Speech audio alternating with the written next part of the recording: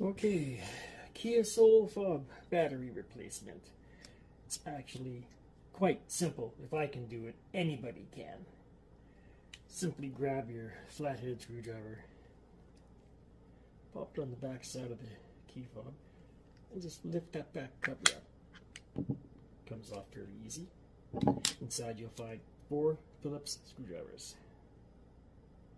So I'll pass through that and get right back to you.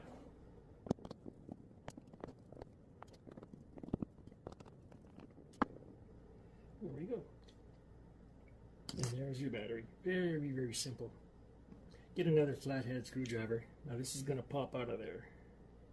So just watch it. Yep, bing.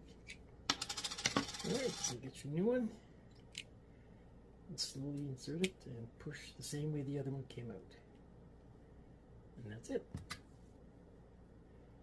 Put the back on.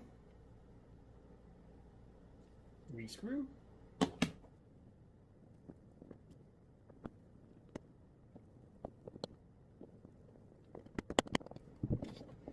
And that's it. And the back snaps on just the same way it came off. There's a little groove here. Done. And that's all there is to it.